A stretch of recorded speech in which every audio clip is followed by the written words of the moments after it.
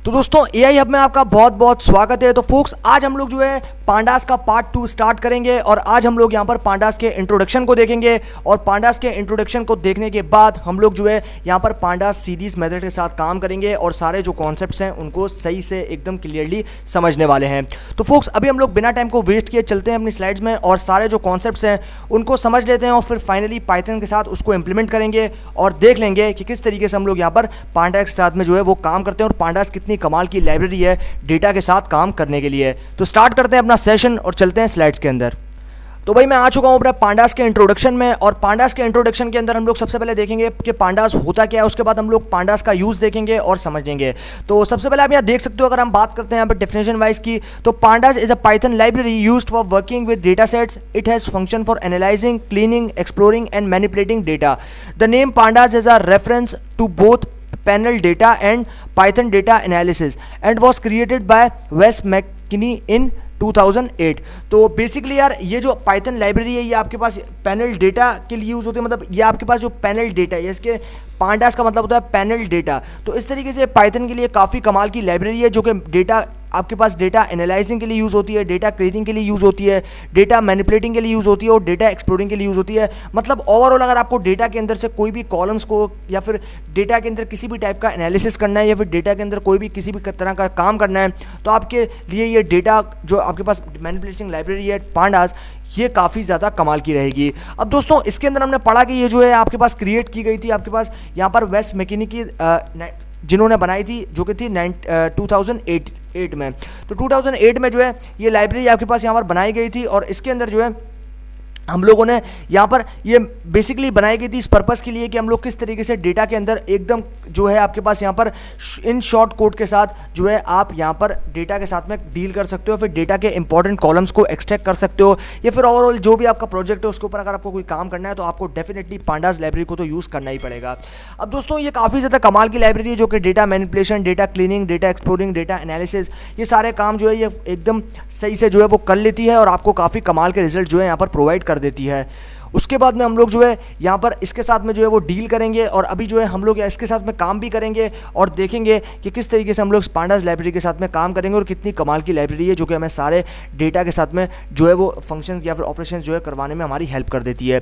अब दोस्तों हम लोग आते हैं नीचे और यहाँ पर देखते हैं वाई यूज़ पांडा। बेसिकली हम लोग पांडा यूज़ करते क्यों हैं? अब यार पांडास हम लोग इसलिए यूज़ करते हैं कि मान लो सपोज करो अगर आपको एग्जाम्पल देना चाहूँ तो मैं आपको एग्जाम्पल के साथ समझाना चाहूँगा कि भाई अगर मान लो कि आपके पास एक बहुत ही ज़्यादा बड़ा एक्सेल शीट है और आपको मान लो कि उसमें से कुछ कॉलम्स को या फिर आपको मान लो कि सैलरी में से जो सैलरी 5000 के बराबर है उसको जो है आपको यहाँ पर एक्सट्रैक्ट करना है। तो क्योंकि उसके अंदर बहुत सारे कॉलम्स हैं और आपको ऐसे मैनुअली अगर आप करोगे तो बहुत ज़्यादा टाइम लगेगा और ऐसे में आप जो है वो काफ़ी ज़्यादा इरिटेट हो जाओगे। तो इसीलिए हम लोग यहाँ पर पांडास लाइब्रेरी को यूज़ करते हैं जो कि डेटा मैनिपुलेशन या फिर डेटा के एक्सट्रैक्शन के लिए काफ़ी ज़्यादा कमाल की लाइब्रेरी है। और इसकी हेल्प से आप क्या करोगे कि आप अपने जो जितने भी आपके रिकॉर्ड्स होंगे या फिर जितने भी आपके इंपॉर्टेंट रिकॉर्ड्स होंगे जो कि आपकी कंपनी के बॉस ने बोला कि भाई मुझे ये रिकॉर्ड चाहिए, तो आपने उस रिकॉर्ड को पांडास लाइब्रेरी के थ्रू यहाँ से एक्सट्रैक्ट कर दिया, वो भी 5 या फिर 2 मिनट में। तो इस तरीके से आप जो है यहाँ पर ये काम कर सकते हो। अब हम लोग यहाँ पर देखते हैं pandas allow us to analyse big data and make conclusion based on statistical theories. Pandas can cleaning messy data sets and make them readable and relevant data is very important in data science। तो focus अगर मैं आपसे बात करता हूँ यहाँ पर big data की, तो क्योंकि इंटरनेट आजकल सब लोग यूज़ करते हैं और इंटरनेट की वजह से जो डेटा है वो काफ़ी ज़्यादा जनरेट होता है, लेकिन वो डेटा एक ऐसे फॉर्मेट में नहीं है कि जिसको हम लोग समझ सकें। तो अगर हमें उस डेटा को समझना है तो उस डेटा की क्लीनिंग काफ़ी ज़्यादा इंपॉर्टेंट है और उसके लिए हमें अगर लाइब्रेरी कोई चूज़ करनी चाहिए तो वो डेफिनेटली पांडास होनी चाहिए। और पांडास बेसिकली डेटा क्लीनिंग के लिए भी यूज़ होता है और डेटा को क्लीन करने के लिए उसमें जो रीडेबल रेलिवेंट रिकॉर्ड्स हैं या फिर रेलिवेंट रिकॉर्ड्स हैं, जो कॉलम्स हैं, रॉज हैं, उनको जो है यहाँ से ये एक्सट्रैक्ट करके एक मैं बोलूँगा ना अनटाइडी फॉर्मेट से टाइडी फॉर्मेट में कन्वर्ट करने के आपके बहुत ज़्यादा हेल्प करता है। तो ये हो गया भाई एक बेसिक सा इंट्रोडक्शन पांडास के बारे में और हमने ये समझ लिया कि बेसिकली पांडास क्यों इंपॉर्टेंट है डेटा साइंस में या फिर डेटा साइंस की डोमेन में।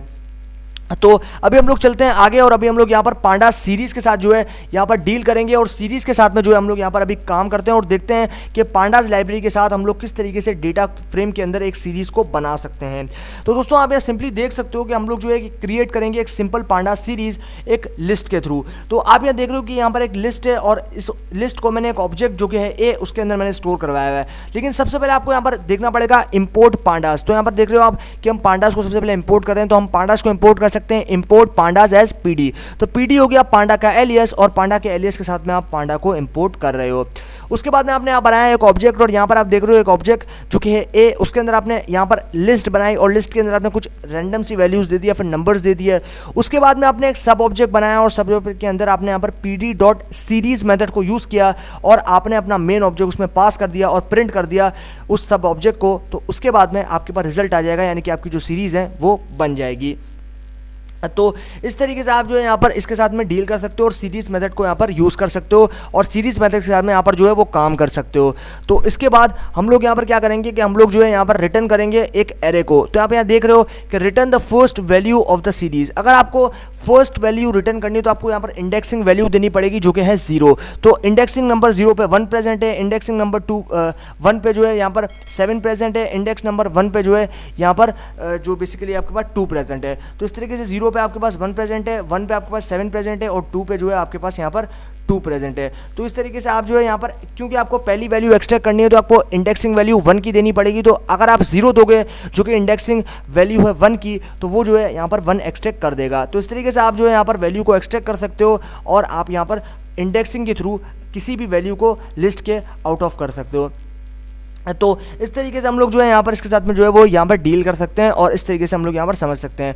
अभी हम लोग देखेंगे भाई क्रिएट किस तरीके से कर सकते हैं लेबल्स को। अगर आपको किसी पांडास के अंदर अगर आपको किसी डेटा फ्रेम के अंदर लेबल्स को ऐड करना है या लेबल्स को क्रिएट करना है तो आप ये काम किस तरीके से कर सकते हो। सबसे पहले आप यहाँ देख रहे हो मैंने एक ऑब्जेक्ट बनाया, उसके अंदर मैंने रैंडम वैल्यूज यहाँ पर प्रोवाइड कर दी हैं और एक लिस्ट है बेसिकली। और यहाँ पर आप देख रहे हो कि मैंने वापस से एक सब ऑब्जेक्ट बनाया जिसके अंदर मैंने पीडी डॉट सीरीज मेथड को यहाँ पर यूज़ किया है और उसके अंदर सबसे पहले मैंने यहाँ पर अपने ऑब्जेक्ट का नाम दिया, उसके बाद इंडेक्स। तो क्योंकि आपके पास ये जो 1 है ये x वाले इंडेक्स पे प्रेजेंट है, मतलब आप यहाँ पर अभी इंडेक्सिंग वैल्यू 0 1 2 नहीं दोगे, आप अभी इंडेक्सिंग वैल्यू को आपने रिप्लेस कर दिया वेरिएबल के साथ में। मतलब यहाँ पर 1 की जो इंडेक्सिंग वैल्यू हो वो x है, 7 की जो इंडेक्सिंग वैल्यू हो वो y है और 2 की जो इंडेक्सिंग वैल्यू है वो यहाँ पर z है। इसी तरीके से अभी फाइनली आपने इंडेक्सिंग वैल्यू दे दी वेरिएबल्स में और उसके बाद में आप यहाँ क्या करोगे, आप यहाँ फाइनली अपना ऑब्जेक्ट जो है यहाँ पर सब ऑब्जेक्ट जो है बेसिकली उसको प्रिंट कर दोगे और आपका रिजल्ट जो है वो आपके सामने यहाँ पर आ जाएगा। तो इस तरीके से आप जो है यहाँ पर इसके साथ में डील कर सकते हो और आप जो है इसके साथ में आपने जब डील कर ली तो फिर आप जो है उसको प्रिंट कर दोगे और प्रिंट करने के बाद में आपका रिजल्ट जो है वो आपके सामने यहाँ पर आ जाएगा और आप जो है अपने ऑब्जेक्ट को यहाँ पर फाइनली प्रिंट करवा दोगे और जैसे आप अपने सब ऑब्जेक्ट को यहाँ पर प्रिंट करवाओगे आपका रिजल्ट जो है वो आपके सामने यहाँ पर आ जाएगा। उसके बाद में आप यहाँ देख रहे हो कि मैं जो है वो वैल्यू को रिटर्न करवा रहा हूँ y को, यानी कि y के ऊपर जो भी वैल्यू, मतलब क्योंकि y मैंने यहाँ पर इंडेक्सिंग वैल्यू दी थी। मैंने आपको पहले बताया कि हम जो है अभी यहाँ पर जो आपके पास वेरिएबल्स है उसको एज ए इंडेक्स यहाँ पर यूज़ कर रहे हैं और y के ऊपर, क्योंकि y के ऊपर जो है यहाँ पर y की इंडेक्सिंग वैल्यू बेसिकली यहाँ पर 7 थी। तो मैं जब y को यहाँ पर प्रिंट करवाऊंगा तो मेरे पास 7 जो है यहाँ पर आ जाएगा, क्योंकि y की इंडेक्सिंग वैल्यू जो है वो यहाँ पर बेसिकली 7 की इंडेक्सिंग वैल्यू जो है यहाँ पर y थी। तो इस तरीके से हम लोग जो है एक बेसिकली आपके पास लेबल्स को भी जो है एज ए इंडेक्स यहाँ पर जो है वो यहाँ पर हम लोग रिप्लेस करवा सकते हैं या फिर हम लोग जो है यहाँ पर यूज़ कर सकते हैं। तो अभी हम लोग यहाँ पर जो है कुछ और मेथड्स को देख लेते हैं। तो अभी हम लोग यहाँ पर अगर किसी डेटा फ्रेम को यहाँ पर क्रिएट करना है सीरीज वाइज तो हम लोग जो है यहाँ पर एक डेटा फ्रेम को क्रिएट कर सकते हैं। तो आप यहाँ देख रहे हो सबसे पहले मैंने यहाँ पर डेटा के अंदर एक डिक्शनरी जो कि मेरे मेन डिक्शनरी है उसके ऊपर मैंने पास करवा दिया। उसके बाद जो है मैंने यहाँ पर 2 ऑब्जेक्ट बनाए, यानी कि 2 लिस्ट मैंने यहाँ पर पास किए। एक क्या होगी कैलोरीज, एक हो गई ड्यूरेशन। तो कैलोरीज को आपने यहाँ पर डबल कोट्स के अंदर दे दिया स्ट्रिंग और उसके बाद कोलन, उसके बाद मुझे लिस्ट देना पड़ेगा और लिस्ट के अंदर मैंने कुछ रैंडम्स वैल्यूज़ यहाँ पर प्रोवाइड कर दिए हैं। उसके बाद आप यहाँ देख रहे हो नीचे मैंने ड्यूरेशन दिया है और उसके अंदर मैंने कोलन के बाद यहाँ पर दूसरा लिस्ट जो है वो पास किया। उसके बाद मैंने डिक्शनरी यहाँ पर क्लोज कर दिया। उसके बाद मैंने यहाँ पर एक ऑब्जेक्ट बनाया माई वेरिएबल, उसके जो कि मेरा सब ऑब्जेक्ट है। उसके बाद PT dot data frame method को यूज़ करते हुए मैंने अपने डेटा जो कि मेरा मेन ऑब्जेक्ट था उसके अंदर मैंने पास करवाया और फिर फाइनली अपने सब ऑब्जेक्ट को जब मैं प्रिंट करूंगा तो मेरे पास जो है यहाँ पर डेटा फ्रेम बनकर आ जाएगा और मेरा जो ऑब्जेक्ट है वो बेसिकली यहाँ पर प्रिंट हो जाएगा। या फिर मेरा डेटा फ्रेम जो है यहाँ पर बन जाएगा। तो इस तरीके से हम लोग जो है वो डेटा फ्रेम के साथ में यहाँ पर डील कर सकते हैं। और यहाँ पर जो है हम लोग डेटा फ्रेम के अंदर ये अलग अलग रैंडम वैल्यूज़ हैं, इसको जो है हम लोग यहाँ पर यूज़ कर सकते हैं। तो अभी हम लोग बिना टाइम को वेस्ट किए चलते हैं अपने जुपिटर नोटबुक में, और पाइथन के साथ जो भी हमने यहाँ पर कॉन्सेप्ट समझे हैं उनको अभी हम लोग इंप्लीमेंट करते हैं प्रैक्टिकली, और देखते हैं कि हम लोग किस तरीके से इसका रिजल्ट देखते हैं। तो चलते हैं अभी हम लोग अपने जुपिटर नोटबुक में और वहाँ पर इंप्लीमेंट करके सारी चीज़ें देख लेते हैं। तो भाई आ चुका हूँ, जैसे आप देख सकते हो मैं अपनी जुपिटर नोटबुक में, और अभी जो है हम लोग यहाँ पर सारे कॉन्सेप्ट्स को जो है वो यहाँ पर क्लियर समझ जो है वो इंप्लीमेंट करेंगे। और सबसे पहले मुझे पांडास के साथ अगर काम करना है तो मुझे पांडास के जो है वो उसको लोड करना पड़ेगा। तो मैं लिख देता हूँ simply import pandas as PD, import pandas as PD. उसके बाद मैं शिफ्ट प्लस एंटर करता हूँ तो आप देख रहे हो मेरी लाइब्रेरी जो है यहाँ पर लोड हो चुकी है। उसके बाद अभी मैं क्या करूँगा, अभी मेरे को यहाँ पर बनाना है एक ऑब्जेक्ट, तो मैं सीरीज मेथड से यहाँ पे काम कर रहा हूँ। और उसके अंदर जो है अभी मैं सबसे पहले यहाँ पर एक ऑब्जेक्ट बनाऊंगा और जिसके अंदर मैं कुछ रैंडम वैल्यूज़ यहाँ पर पास कर देता हूँ। तो मैं जो है यहाँ पर ये कुछ वैल्यूज़ जो है मैंने यहाँ पर पास कर दी। उसके बाद जो है मुझे यहाँ पर एक सब वेरिएबल बनाना पड़ेगा। तो मैं यहाँ लिख देता हूँ सब वेरिएबल माई वेरिएबल। उसके बाद पी डॉट सीरीज़ मेथड को मुझे यूज़ करना पड़ेगा। तो मैं लिखता हूँ pd डॉट सीरीज़, और यहाँ पर याद रहे ये जो एस है ये कैपिटल रहेगा, वरना अगर आप स्मॉल एस लिख देंगे तो फिर आप जो है यहाँ पर एरर आ जाएगा। तो अभी हम लोग जो है अपने यहाँ पर वेरिएबल जो कि हमने बनाया था उसको प्रिंट करेंगे। अभी जैसे मैं शिफ्ट प्लस एंटर करता हूँ यहाँ पर देख सकते हो कि इंडेक्स नंबर 0 पे जो है यहाँ पर 1 प्रेजेंट है, इंडेक्स नंबर 1 पे जो है वो 4 प्रेजेंट है, इंडेक्स नंबर 2 पे 6 प्रेजेंट है और 3 पे 5 प्रेजेंट है। इस तरीके से हम लोग जो है यहाँ पर सीरीज मेथड के साथ में काम कर सकते हैं। सीक्वेंस वाइज जो है आपके पास सीरीज मेथड के साथ में आपने जो है वो सीरीज को क्रिएट कर लिया सक्सेसफुली। अभी जो है हम लोग यहाँ पर देखते हैं कि भाई हम लोग इंडेक्सिंग के थ्रू सीरीज को रिटर्न किस तरीके से कर सकते हैं। मतलब मान लो कि मुझे जो है वो 6 को यहाँ पर रिटर्न करवाना है, मतलब 6 को मुझे एक्सट्रैक्ट करना है, तो मैं इंडेक्सिंग के थ्रू कैसे एक्सट्रैक्ट कर सकता हूँ। तो मैं लिख देता हूँ प्रिंट। उसके बाद क्या करना पड़ेगा, उसके बाद मुझे अपने वेरिएबल का नाम लिखना पड़ेगा जो कि मेरा सब वेरिएबल था। उसके बाद मुझे इंडेक्स नंबर 6 की बेसिकली यहाँ पर इंडेक्स नंबर 6 जो है बेसिकली 6 जो है वो कौन से इंडेक्स पे प्रेजेंट है, इंडेक्स नंबर 2 पे। तो मैं यहाँ पर जो है वो वैल्यू दूंगा 2। तो जैसे मैं 2 दूंगा यहाँ पर 6 जो है वो एक्सट्रैक्ट हो जाएगा। आप देख सकते हो क्यों, क्योंकि मैंने यहाँ पर इंडेक्सिंग वैल्यू दी थी 2, और जो इंडेक्सिंग वैल्यू थी 2 की वो 6 यहाँ पर आप देख सकते हो कि वो यहाँ पर आ चुकी है। उसके बाद में अभी जो है मैं यहाँ पर आगे चलता हूँ, और अभी जो है हम लोग यहाँ पर लेबल के थ्रू, मतलब अभी हम लोग नंबर तक के थ्रू दे रहे थे, अभी हम लोग यहाँ पर लेबल के थ्रू दे। तो अभी जो है हम लोग यहाँ पर लेबल के थ्रू किस तरीके से इंडेक्सिंग कर सकते हैं। तो अभी हम लोग यहाँ पर जो है वो लेबल के थ्रू, मतलब हम लोग जो है वो वेरिएबल को एज ए इंडेक्स यहाँ पर यूज़ करेंगे। तो उसके लिए सबसे पहले मुझे यहाँ पर एक ऑब्जेक्ट बनाना पड़ेगा, और उस ऑब्जेक्ट के अंदर मैं यहाँ पर कुछ रैंडम सी वैल्यूज़ जो है यहाँ पर प्रोवाइड कर देता हूँ। तो आप देख रहे हो कि मैंने जो है कुछ यहाँ पर रैंडम सी वैल्यूज़ जो है यहाँ पर प्रोवाइड कर दी। और अभी जो है अभी मैं क्या करूँगा, अभी मुझे यहाँ पर एक सब ऑब्जेक्ट बनाना पड़ेगा, और मैं यहाँ पर बना लेता हूँ एक सब ऑब्जेक्ट। और उसके बाद मुझे यहाँ पर क्या करना पड़ेगा, pd डॉट सीरीज़ मेथड को मुझे यहाँ यूज़ करना पड़ेगा। और मैं जो है इसके अंदर सबसे पहले अपना ऑब्जेक्ट दूंगा जो कि मेरा मेन ऑब्जेक्ट, इसमें मैंने अपने एरे को स्टोर करवाया था, फिर अपनी जो लिस्ट जो है उसको स्टोर करवाया था। उसके बाद जो है मैं यहाँ पर इंडेक्स दूंगा, और इंडेक्स देने के बाद मुझे क्या करना पड़ेगा, मुझे जो है यहाँ पर x, तो x हो गई आपके पास किसकी इंडेक्सिंग वैल्यू, 3 की इंडेक्सिंग वैल्यू। इस तरीके से बहुत सारी इंडेक्सिंग वैल्यूज यहाँ पर प्रोवाइड करनी पड़ेगी। तो मेरे पास टोटल 5 वैल्यूज़ है, मुझे 5 वैल्यूज़।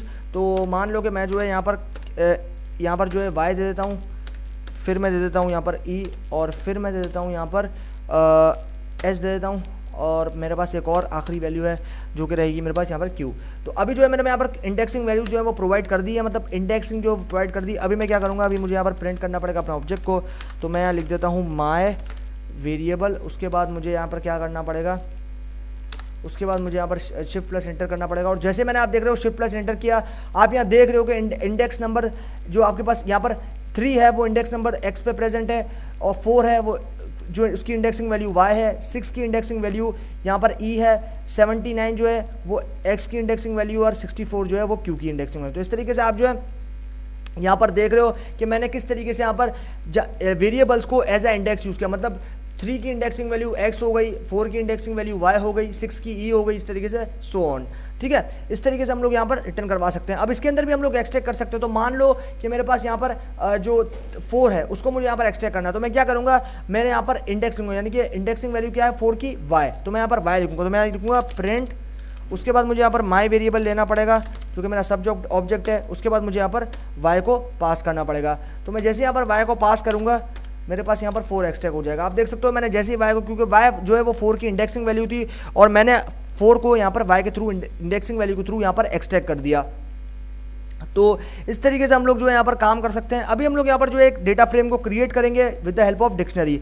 तो सबसे पहले मुझे यहाँ पर लिखना पड़ेगा कैलोरीज, तो मैं लिख देता हूँ कैलोरीज। उसके बाद मुझे क्या करना पड़ेगा, उसके बाद मुझे यहाँ पर एक डिक्शनरी को पास करना पड़ेगा और उसके अंदर मुझे जो है यहाँ पर कुछ नेम्स देने पड़ेंगे। तो मैं यहाँ दे देता हूँ डे 1, यानी कि मैं ये जानना चाह रहा हूँ पहले के हिसाब से क्या था कैलोरीज। तो 420 इसकी वैल्यूज़ हो गई। उसके बाद मुझे दूसरा बनाना पड़ेगा जो कि हो जाएगा डे 2।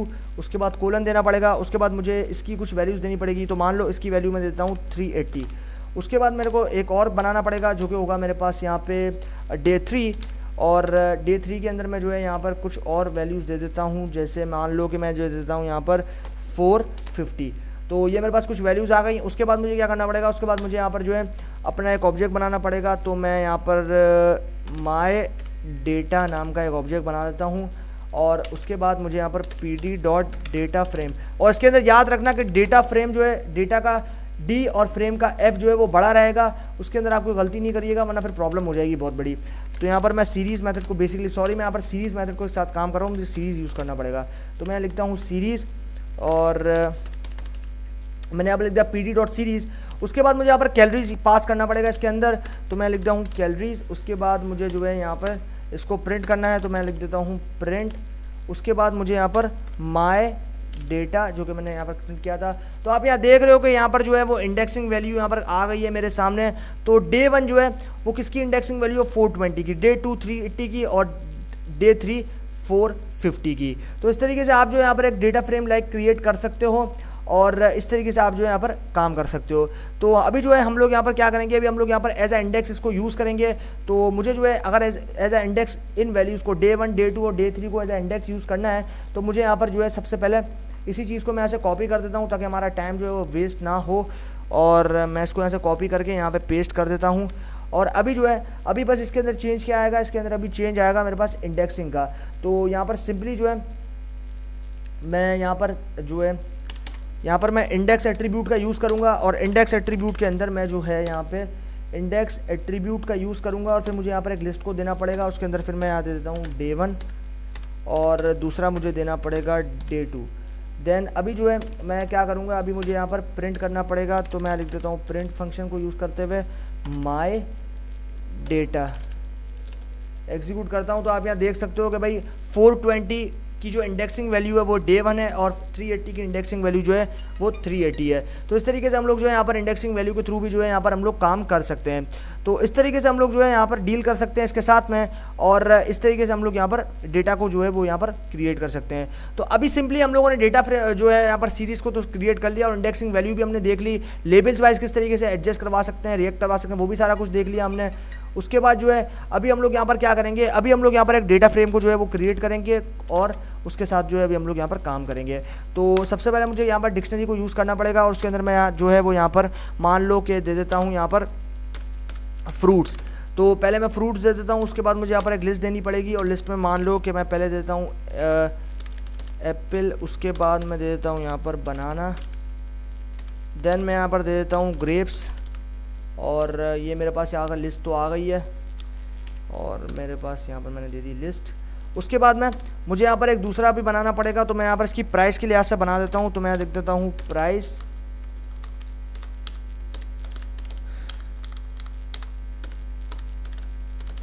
तो यहाँ पर मैं लिख देता हूँ प्राइस। उसके बाद मुझे क्या करना पड़ेगा, उसके बाद मुझे यहाँ पर एक कोलन को देना पड़ेगा। उसके बाद मुझे प्राइस सेट करनी पड़ेगी। तो मैं लिख देता हूँ यहाँ पर 200 या फिर मैं लिख देता हूँ 100, 200 और 300। और अभी जो है मुझे यहाँ पर एक सब ऑब्जेक्ट बनाना पड़ेगा। तो मैं लिख देता हूँ माई डेटा। उसके बाद मुझे जो है pd.data फ्रेम को यूज़ करना पड़ेगा और याद रहे कि डेटा फ्रेम का जो d है वो भी कैपिटल होना चाहिए और f है वो भी कैपिटल होना चाहिए, वरना फिर एरर आ जाएगा आपको। उसके बाद मैं यहाँ पे लिखूँगा डेटा। उसके बाद मुझे डेटा को पास मैंने कर दिया। उसके बाद मुझे यहाँ पर प्रिंट मेथड को यूज़ करना है और मैं यहाँ पर जो है माई डेटा को यूज़ करूँगा और मैं शिफ्ट प्लस एंटर करता हूँ। तो मेरे पास एक एरर आया है और ये एरर क्यों आया हम ज़रा इस एरर को समझ लेते हैं। तो मैंने जो है यहाँ पर एक कॉमा नहीं लगाया, तो मैं यहाँ पर जो है वो जल्दी से कॉमा लगा देता हूँ, इसी वजह से मेरे पास एरर आया था। तो अभी आप देख सकते हो मैंने कॉमा लगाया, उसके बाद मैंने एग्जीक्यूट किया। तो आप यहाँ देख रहे हो कि यहाँ पर जो है आपके पास एक काफ़ी खूबसूरत सा यहाँ पर जो है वो डेटा फ्रेम बनकर आ चुका है। तो इस तरीके से आप जो है यहाँ पर डेटा फ्रेम के साथ क्रिएट कर सकते हो, सीरीज मेथड को यहाँ पर यूज़ कर सकते हो और सीरीज मेथड के अलग अलग ऑपरेशन जो है यहाँ पर परफॉर्म कर सकते हो पांडास लाइब्रेरी के साथ। तो इस तरीके से भाई हम लोग जो है यहाँ पर इस पांडास लाइब्रेरी के जो बेसिकली हमारा जो सेशन है वो फाइनली यहाँ पर हो जाता है एंड, और हमने जो है वो पांडास के इंपॉर्टेंट सारे कॉन्सेप्ट जो है वो समझ लिए है और पांडास के साथ जो है हमने सीरीज मेथड के साथ और डेटा फ्रेम किस तरीके से क्रिएट करते हैं, लेबल्स के साथ किस तरीके से हम लोग इंडेक्सिंग करते हैं, नंबर्स के साथ किस तरीके से करते हैं, ये सारे जो कॉन्सेप्ट्स हैं हमने समझ लिए। और पांडास क्या होता है, पांडास की लाइब्रेरी की क्यों हमारी ज़रूरत पड़ती है और क्यों इंपॉर्टेंट है बेसिकली पांडास लाइब्रेरी, वो सब कॉन्सेप्ट जो है हमने यहाँ पर समझ लिए हैं। तो अभी जो है हमने कॉन्सेप्ट तो सारे समझ लिए हैं और फाइनली हमारा सेशन भी जो है वो यहाँ पर हो गया है एंड, और अभी आगे आने वाले पार्ट्स के अंदर हम लोग जो है पांडास को और ज़्यादा एक्सप्लोर करेंगे और ज़्यादा डिटेल में पांडास लाइब्रेरी के सारे मेथड्स और फंक्शंस के बारे में डिस्कस करेंगे और समझेंगे उनके सारे कॉन्सेप्ट्स को। तो फोक्स अभी तक के लिए इस वीडियो में इतना ही, बाकी आने वाले सेशंस में हम लोग कवर करेंगे। तो तब तक के लिए गुड बाय।